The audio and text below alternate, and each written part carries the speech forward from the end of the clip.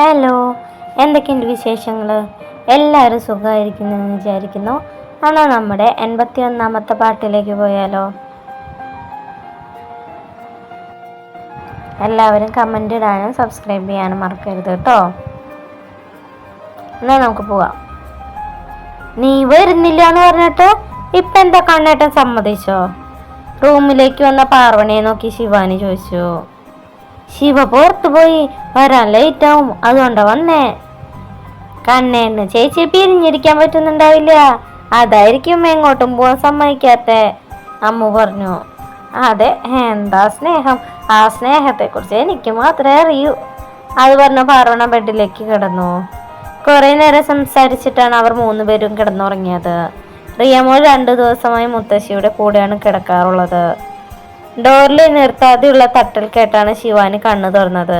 അവളെ എഴുന്നേറ്റ് വാതിൽ ചെന്ന് തുറന്നപ്പോൾ മുന്നിൽ ഗൗരവത്തോടെ നിൽക്കുന്ന ആളെ കണ്ട് അവളൊന്ന് ഭയന്നിരുന്നു. അവളെവിടെ? ശിവാനിയെ നോക്കി ചോദിച്ചു. അവൾ ഉറങ്ങ കണ്ണിട്ടാ. ശിവ അത് കേട്ടതും പാതി തുറന്ന വാതിൽ മുഴുവനായി തുറന്നകത്ത് കയറി. പാർവണ അമ്മുവിനെ കെട്ടിപ്പിടിച്ച് നല്ല ഉറക്കത്തിലാണ്. ഡി ഡി ശിവ അവളെ വിളിച്ചു. പക്ഷെ ഉറക്കത്തിൽ അവൾ അതൊന്നും അറിയുന്നുണ്ടായില്ല. പാർവണ, നിന്നോട് എഴുന്നേൽക്കാനാണ് ഞാൻ പറഞ്ഞത്. ശിവ ശബ്ദം കുറച്ച് കൂട്ടി അവളെ തട്ടി വിളിച്ചു. അവന്റെ വിളി കേട്ട് പാർവണ പെട്ടെന്ന് കണ്ണു തുറന്നു. എണീറ്റ് വാ, ശിവ ഗൗരവത്തിൽ പറഞ്ഞു. ഞാനിവിടെ കിടക്കാം ശിവ, എനിക്ക് ഉറങ്ങണം, അവൾ ഉറക്കം തൂങ്ങിക്കൊണ്ട് പറഞ്ഞു. നീ വരുന്നോ അതോ ഞാൻ? ശിവ ദേഷ്യം നിയന്ത്രിച്ചുകൊണ്ട് പറഞ്ഞതും പാർവണ ശിവാനിയെ ദയനീയമായി ഒന്ന് നോക്കി. എന്നാൽ ശിവനിക്കും ദയനീയതയോടെ അവളെ നോക്കാൻ മാത്രമേ കഴിഞ്ഞുള്ളൂ. വേറെ വഴിയില്ലാത്തതിനാൽ പാർവണ ബെഡിൽ നിന്ന് ഇറങ്ങി ശിവയ്ക്ക് പിന്നാലെ നടന്നു. വാതിലടച്ചോ? പാർവണ പുറത്തേക്ക് ഇറങ്ങിയത് ശിവാനിയോടായി അവൻ പറഞ്ഞു. അത് കേട്ട് പാർവണിയെ നോക്കിക്കൊണ്ട് ശിവാനി വാതിലടച്ചു. നിന്നോട് ഞാൻ ഇവിടെ കിടക്കാനാണ് പറഞ്ഞേ? ശിവ 2 കൈകളും കെട്ടി അവളുടെ മുമ്പിൽ നിന്നുകൊണ്ട് ചോദിച്ചു.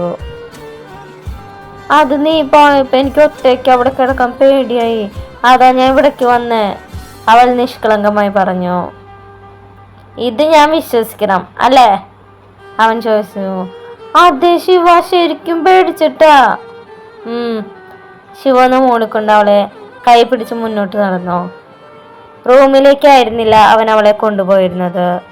അവളെ കെട്ടിപ്പിടിച്ചവൻ ഫ്രണ്ട് ഡോർ തുറന്ന് മുറ്റത്തേക്ക് ഇറങ്ങി. ശിവ, ഞാനിനി അവരുടെ കൂടെ കടക്കില്ല, തിരിച്ചു പോവണ്ട ശിവ, കുറച്ച് ദിവസം കൂടെ ഇവിടെ നിന്നിട്ട് പോയാ മതി. പാർവണ അത് പറഞ്ഞെങ്കിലും ശിവ അവളുടെ കൈ ബലമായി പിടിച്ച് മുന്നോട്ട് നടക്കുകയാണ് ചെയ്തത്. പോവണ്ട ശിവ, പോവല്ലേ. അപ്പോഴേക്കും പാർവണ കരച്ചിലിന്റെ വക്കത്തെത്തിയിരുന്നു. കരയാതെ കൂടെ വാടി, ശിവ അവളെ തന്നോട് ചേർത്ത് പിടിച്ചുകൊണ്ട് പറഞ്ഞു. അവൻ അവളെയും കൊണ്ട് ചെന്ന് നിന്നത് ഗേറ്റിന് പുറത്താണ്. ബുള്ളറ്റ്! മുന്നിലുള്ള വണ്ടി കണ്ട് പാർവണയുടെ കണ്ണുകൾ വിടർന്നു. എങ്ങനെയുണ്ട്? ശിവ ബുള്ളറ്റിൽ ചാരിയെന്നുകൊണ്ട് ചോദിച്ചു. ഇത് എവിടുന്ന ശിവ? പാർവണ അതിശയത്തോടെ ചോദിച്ചു. അതൊക്കെ ഞാൻ ഒപ്പിച്ചു, ഇതിനു വേണ്ടിയാണ് ഞാനിപ്പോ അതിരാത്രി കഷ്ടപ്പെട്ടു പോയത്. എന്നിട്ട് വന്നപ്പോഴോ നിന്നെ റൂമിൽ കാണാനില്ല, അപ്പൊ പിന്നെ എനിക്ക് ദേഷ്യം വരാതിരിക്കോ? സോറി, അവൾ അവനെ നോക്കിക്കൊണ്ട് പറഞ്ഞു. വാ, നമുക്കൊരു റൗണ്ട് പോയിട്ട് വരാം, ശിവ ബുള്ളറ്റ് കയറിക്കൊണ്ട് പറഞ്ഞു. സന്തോഷത്തോടെ പാർവണയും അവന് പിന്നാലെ കയറി. ശിവ അവളുടെ കയ്യിൽ എടുത്ത് തന്നിലേക്ക് ചേർത്ത് പിടിച്ചു. ശേഷം ബുള്ളറ്റ് സ്റ്റാർട്ട് ചെയ്തു. മുന്നുള്ളത് കൊണ്ട് തന്നെ നല്ല തണുപ്പുണ്ടായിരുന്നു. പാർവണ ശിവയെ ചേർത്ത് പിടിച്ചിരുന്നു. രാത്രി ആയിരുന്നെങ്കിലും അത്യാവശ്യം നല്ല നില വെളിച്ചമുണ്ടായിരുന്നു. നമ്മളെങ്ങോട്ടാ പോകുന്നേ? കുറെ ദൂരം മുന്നോട്ട് പോയതും പാർവണ ചോദിച്ചു. അതൊക്കെ പറയാം, ഒരു സർപ്രൈസാണ്.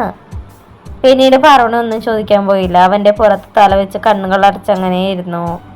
ബുള്ളറ്റ് നേരെ ചെന്ന് നിന്നത് ഒരു പുഴയുടെ അരികിലായാണ്. ശിവ ബുള്ളറ്റ് ഓഫ് ചെയ്തതും പാർവണ സംശയത്തോടെ വണ്ടിയിൽ നിന്നിറങ്ങി. ഇതെന്താ ഇവിടെ? ഈ പുഴ കാണാനാണ് ഇത്രയും ദൂരം വന്നേ? ഇത് നമ്മുടെ അവിടെ ഉണ്ടല്ലോ. നീ ഇങ്ങനെ തിരക്ക് പിടിക്കാതെ, ഞാൻ പറയാം. അത് പറഞ്ഞ് അവൻ അവളുടെ കണ്ണു പൊത്തിപ്പിടിച്ച് ശേഷം മുന്നോട്ട് നടന്നു. കണ്ണു തുറന്നോ? കുറച്ചു ദൂരം മുന്നോട്ട് പോയതും ശിവ പറഞ്ഞു. പാറുണ കണ്ണു തുറന്നു നോക്കിയത് ഒരു ട്രീ ഹൗസിന് മുന്നിലാണ് അവർ വന്നിരുന്നത്. മുകളിലേക്ക് കയറി പോകാനായി സ്റ്റെപ്പുകളും ഉണ്ട്. ഇത് നമുക്ക് വേണ്ടിയാണ് ശിവ? അവൾ സന്തോഷത്തോടെ ചോദിച്ചു. അവൻ അതേ രീതിയിൽ തലയാട്ടി. സന്തോഷം കൊണ്ട് അവൾ ശിവയെ കെട്ടിപ്പിടിച്ചു. Thank you Shiva. അവൾക്ക് സന്തോഷം അടക്കാൻ കഴിഞ്ഞിരുന്നില്ല. വാ, അത് പറഞ്ഞ ശിവ അവളുടെ കൈയും പിടിച്ച് മുകളിലേക്ക് കയറാൻ തുടങ്ങി. ഒരു മുറി മാത്രമുള്ള ഒരു വീടായിരുന്നു അത്. അതിന് നടുവിലായി ഒരു കട്ടിലും ഉണ്ട്. ഇവിടെ നമ്മൾ മാത്രമല്ലോ ശിവ? പാറുണ ചുറ്റും നോക്കിക്കൊണ്ട് ചോദിച്ചു. പിന്നെ നിനക്ക് എത്ര പേര് വേണം? അങ്ങനെയല്ല, എന്തെങ്കിലും പറ്റിയ ഓടി വരാൻ ആരെങ്കിലും ഒക്കെ വേണ്ടേ? ഞാൻ കൂടെയുള്ളപ്പോ നിനക്കൊന്നും പറ്റില്ല, അതുപോലെ നീ കൂടെയുള്ളപ്പോ എനിക്കൊന്നും പറ്റില്ല എന്ന് എനിക്കറിയാടാ, അവൾ പുഞ്ചിരിയോടെ പറഞ്ഞു. ശിവ തലയാട്ടിക്കൊണ്ട് ആ ബെഡിലേക്ക് കടന്നു. ഒപ്പം അവന്റെ നെഞ്ചിൽ തലവെച്ച് പാർവണയും. പാർവണ, എനിക്ക് ജന്മം മുഴുവൻ എൻ്റെ തൊട്ടടുത്ത് എൻ്റെ നെഞ്ചോട് ചേർന്ന് നീ വേണം. നീ എന്നെങ്കിലും എന്നെ ഉപേക്ഷിച്ചു പോവോ? കുറച്ചു നേരത്തെ മൗനത്തിന് ശേഷം ശിവ ചോദിച്ചു. ഞാൻ എന്നും നിന്റെ കൂടെ തന്നെ ഉണ്ടാവും ശിവ. നീയായിട്ട് എന്നെ ഉപേക്ഷിക്കാതിരുന്നാൽ മതി. അതിനെനിക്കൊരിക്കലും കഴിയില്ലടി. നീ ഇപ്പം എൻ്റെ ജീവനാണ്. നീ ഇല്ലാത്തൊരു നിമിഷത്തെക്കുറിച്ച് എനിക്ക് ചിന്തിക്കാൻ പോലും കഴിയില്ല. ദേഷ്യം വരുമ്പോൾ ഞാൻ വഴക്ക് പറയെങ്കിലും അതൊക്കെ സ്നേഹം കൊണ്ട് മാത്രമാണ് പാർവണ. അതെനിക്കറിയാം ശിവ. പിന്നെ എനിക്ക് ഇത്തിരി ദേഷ്യം വാശിക്കുള്ള ഈ ശിവയെ തന്നെയാണ് ഇഷ്ടം, അവൾ അവൻ്റെ കഴുത്തിലേക്ക് മുഖം ചേർത്തുകൊണ്ട് പറഞ്ഞു. ആണോ? അവനൊരു കള്ളച്ചിരിയോട് ചോദിച്ചതും പാർവണ നാണത്തോടെ തലയാട്ടി. ശിവ അവളെ തൻ്റെ നെഞ്ചിൽ നിന്നും കട്ടിലേക്ക് ഇറക്കി കിടത്തി. അത് കണ്ട് പാർവണ എന്താ എന്ന രീതിയിൽ അവനെ നോക്കി. ഞാൻ നിനക്കൊരു കിസ് തന്നോട്ടെ? അവൻ അവളെ നോക്കി ചോദിച്ചും പാർവണ തലയാട്ടി. ദാ ഇവിടെ. ശിവ അവളുടെ ചുണ്ടിൽ തൊട്ട് കാണിച്ചതും പാർവണ ഒന്ന് ഞെട്ടി. അവൾ എന്ത് പറയണമെന്നറിയാതെ അവനെ തന്നെ നോക്കി കിടന്നു. അറിയടി? അവൻ വീണ്ടും ചോദിച്ചതും അവൾ പരിഭ്രമത്തോടെ തലയാട്ടി. Same words Parvana. പാർവണ ഒന്നും മിണ്ടാതെ വീണ്ടും തലയാട്ട് മാത്രമാണ് ചെയ്തത്. Close your eyes. ശിവ അത് പറഞ്ഞതും പാർവണ കണ്ണുകൾ അടച്ചു കിടന്നു. ശിവ അല്പം ഉയർന്ന് അവൾക്ക് മുകളിലായി ഇരു കൈകളും കുത്തി നിന്നു. ശിവയുടെ നിശ്വാസം തന്നിലേക്ക് അടുത്തു വരുന്നതും എന്ന് മനസ്സിലായതും പാർവണ ആകെ വിയർക്കാൻ തുടങ്ങിയിരുന്നു. ശിവ പതിയെ അവളിലേക്ക് അമർന്നു. അവൻ്റെ കാൽവിരലുകൾ അവളുടെ കാൽവിരലുകളുമായി കോർത്തു.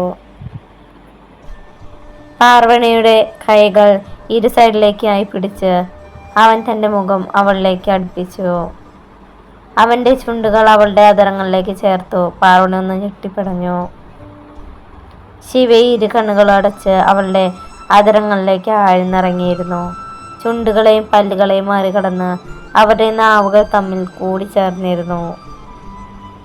ഒരു ദീർഘ ചുംബനത്തിന് ശേഷം ശിവ അവളുടെ അധരങ്ങളെ സ്വതന്ത്രമാക്കി.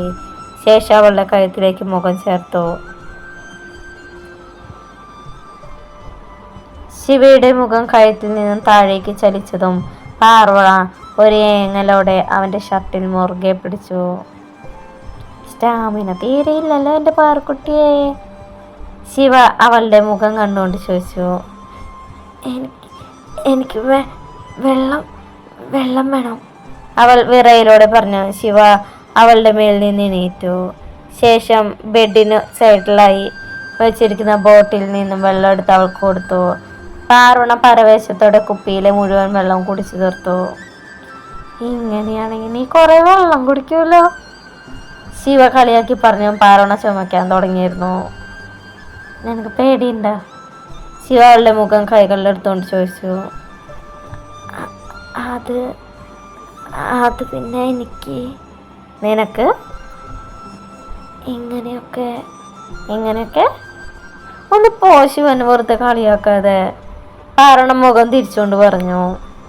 ഓക്കെ ഞാൻ കളിയാക്കുന്നില്ല, അത് പറഞ്ഞ് ശിവ അവളെ ബെഡിലേക്ക് ഇരുത്തി. എനിക്ക് ഈ നിമിഷം നിന്നെ എൻ്റെ സ്വന്തമാക്കണമെന്നുണ്ട്. നിന്നിൽ അലിഞ്ഞു ചേരാൻ എൻ്റെ മനസ്സ് കൊതിക്കുന്നുണ്ട്. പക്ഷേ അതിനു മുമ്പ് കുറച്ച് ലക്ഷ്യങ്ങളുണ്ട്. അനുരാഗിനെ കൊന്നതാരാണ്? സത്യം ഇപ്പോഴും ജീവിച്ചിരിപ്പുണ്ടോ? പിന്നെ ഡാഡിയുടെ കയ്യിലുള്ള ദേവിയുടെ ബിസിനസ്, നിൻ്റെ വീട്ടുകാർക്ക് നിന്നോടുള്ള ദേഷ്യം, അങ്ങനെ കുറേ പ്രശ്നങ്ങളുണ്ട്. അവയെല്ലാം പരിഹരിച്ചിട്ട് വേണം എനിക്ക് നിന്നെ എല്ലാ അർത്ഥത്തിലും എൻ്റെ സ്വന്തമാക്കാൻ. അതുവരെ നമുക്കങ്ങനെ പ്രണയിക്കാം. ശിവ അവളെ തന്നോട് ചേർത്ത് പിടിച്ചുകൊണ്ട് പറഞ്ഞു. എങ്കിലും ഞാൻ എൻ്റെ സ്നേഹം ഇടയ്ക്കൊക്കെ ഇങ്ങനെ പ്രകടിപ്പിക്കും കേട്ടോ. ശിവ ചിരിയോടെ പറഞ്ഞ് അവളെ കെട്ടിപ്പിടിച്ച് ബെഡിൽ കിടന്നു. നീ എന്താ ഒന്നും മിണ്ടാതെ പാർവണ? കുറച്ചു നേരമായിട്ട് മിണ്ടാതെ ഇരിക്കുന്ന പാർവണയോടായി അവൻ ചോദിച്ചു. അത് കേട്ടതും പാർവണ ഒന്ന് ഉയർന്ന് അവൻ്റെ കഴുത്തിൽ അമർത്തിക്കടിച്ചു. ഡീ, അവൻ ഉറക്കെ വിളിച്ചു. എന്താടാ? നീ വെറുതെ എൻ്റെ ഉള്ളിൽ കിടക്കണ ഭർത്താവിനെ ഉണർത്തരുതിട്ടാ, ശിവ താക്കിയതോടെ പറഞ്ഞു. അത് കേട്ടതും പാർവണ നല്ല കുട്ടിയായി കിടന്നു. കുറെ കഴിഞ്ഞ് അവർ വീട്ടിലേക്ക് തന്നെ തിരിച്ചുപോയി. രാവിലെ തനിക്ക് പരിചയമുള്ള ആരുടെയോ ശബ്ദം കേട്ടാണ് ആര് കണ്ണു തുറന്നത്. ഈ ശബ്ദം ഞാൻ എവിടെയോ, പെട്ടെന്നെന്തോ ഓർത്ത പോലെ അവൻ ബെഡിൽ നിന്ന് ചാടി എണീറ്റ് ഹാളിലേക്ക് ഓടി. അപ്പോഴാണ് ഹാളിൽ ചായയും കുടിച്ച് അമ്മയോട് സംസാരിക്കുന്ന രശ്മിയെ അവൻ കണ്ടത്. നീ എന്താ ഇവിടെ? അവൻ വെപ്രാളത്തോടെ ചോദിച്ചു. നീ ഇത്ര പെട്ടെന്ന് മറന്നാരു? നീ തന്നെയല്ലേ എന്നോട് എന്തോ പറയാനുണ്ടെന്ന് ഇങ്ങോട്ട് വരാൻ പറഞ്ഞതും? അത് കേട്ടത് ഞാനോ എന്ന രീതിയിൽ ആരു രശ്മിയെ നോക്കി. ഇവനല്ലെങ്കിലും കുറച്ച് മറവി കൂടുതലാണ് മോളെ. നിനക്ക് ചായ വേണോടാ? അമ്മ ചോദിച്ചു. ആ വേണം. അത് കേട്ടതും അമ്മ നേരെ അടുക്കളയിലേക്ക് പോയിരുന്നു. ആര് രശ്മിയുടെ അടുത്ത് വന്നിരുന്നു. നിന്നോട് ഞാൻ ഇവിടേക്ക് വരരുതെന്നല്ലേ പറഞ്ഞേ, പിന്നെ നീ എന്തിനാ വന്നേ? ഞാൻ പറഞ്ഞല്ലോ എനിക്ക് ആദ്യാജ്ഞ ഒന്ന് കാണണമെന്ന്, അതുകൊണ്ടാ, അവൾ പതിയെ പറഞ്ഞു. ആദ്യാജ്ഞ എവിടെ? ആളെ നീറ്റിട്ടില്ലെന്ന് തോന്നുന്നു, റൂമിലുണ്ടാവും. ആര് താല്പര്യമില്ലാതെ പറഞ്ഞു.